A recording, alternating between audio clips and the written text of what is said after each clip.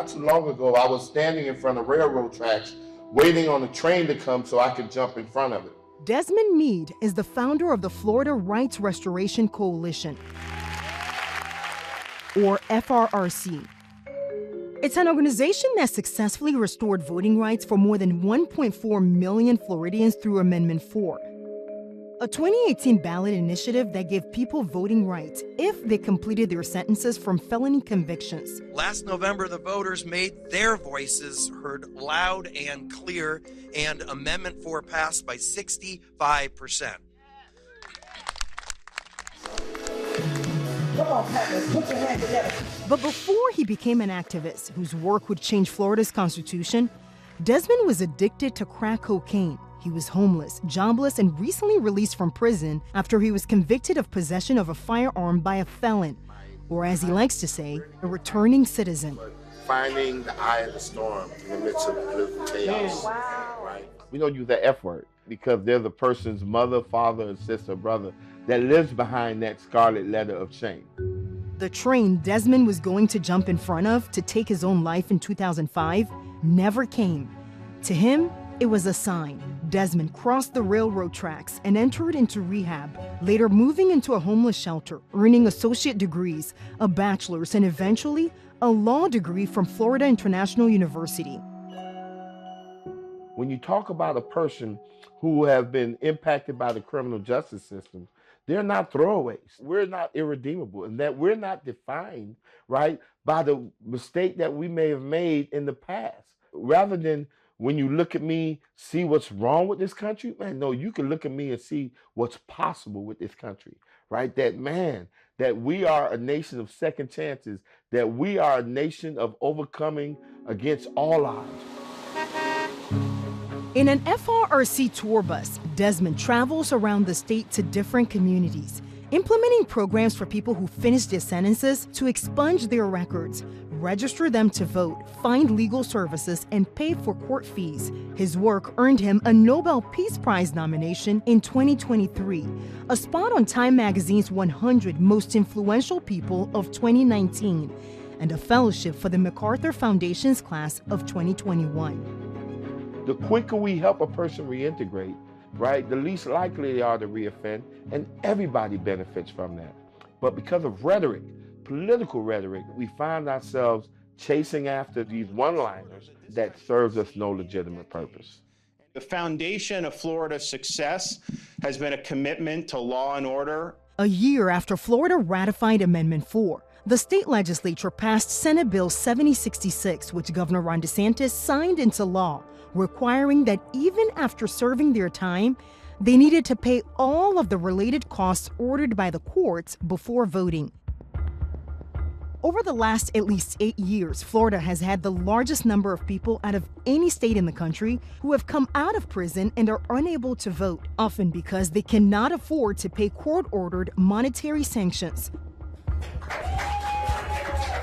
In 2022, DeSantis established a new election crime and security unit and announced the arrest of 20 individuals for voting after being convicted of murder or felony sexual offense, the only two crimes for which Amendment 4 will not restore voting rights. You have a warrant?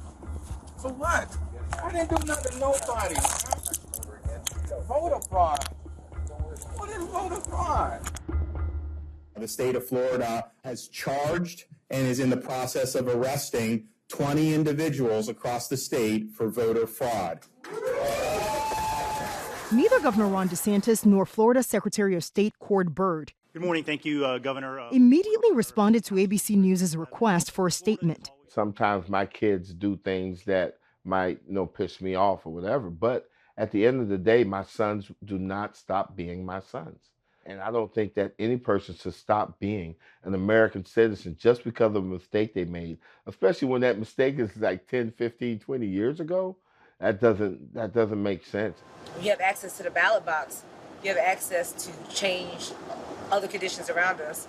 FRRC's work is a family affair for Desmond, his wife, Sheena Meade, and their children, organizing others to canvass communities. When we get a chance to engage our people, we need to fully embrace it. Door knock and phone bank to spread voter education and register people to vote. It's still wrapping around my head how big it is. The FRRC has raised about $30 million to pay court fees for approximately 44,000 people in Florida who finished their sentences. We organize people around love, around forgiveness, around redemption. But Desmond says it's not about who people vote for. Rather, he just wants them to get involved in the political process.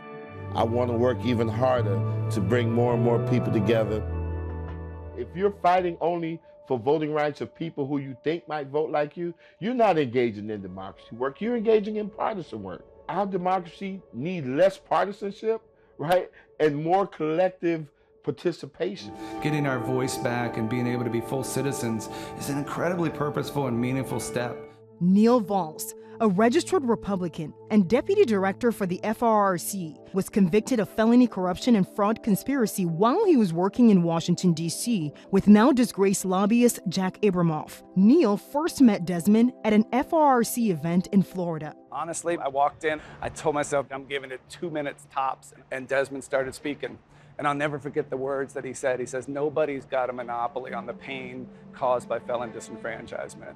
And that's when I realized the vision that he was casting was much bigger than race. It was much bigger than politics. It was much bigger than economics. Desmond says restrictive voting laws for people who have come out of prison in Florida stem from archaic Jim Crow-era voting legislation passed when voter suppression of African Americans surged during segregation. Back then, voting obstacles included poll taxes, literacy tests, and intimidation tactics, sometimes from law enforcement. But the FRRC founder says he owes it to those who came before him to uphold the rights for which they fought. They did that not for them. They did it for me. And if I don't vote, then what I've said is that they died in vain, that I was not worth the sacrifice that they made. And I know I am. Oh, man. I definitely owe you for that one. Henry Walker was released from prison after serving 3 years for illegal possession of a firearm. He'll be voting for the first time ever in the 2024 election because of help from the FRRC. Anything you need, for real. FRC help, give you the opportunities. That's all it takes is the opportunity to tell my story so that someone like me, a returning citizen, can see it and tell themselves that if he can do it, I can do it. Barbara Haynes, a woman who finished her prison sentence and fought for 20 years to get her voting rights, was finally able to register to vote with the help of Amendment 4 and the FRRC. At that point, she had less than 6 months left to live because of a terminal illness. Her dying wish was not to go to Disney World or meet a celebrity. Her dying wish was so basic. She just wanted to feel what it felt like to be a part of something bigger, right? To be a part of, like, we the people, to be a part of this democracy. Barbara passed away before she could cast her ballot. That just ripped my heart in pieces. Man, she didn't get that opportunity. How many people didn't get that opportunity?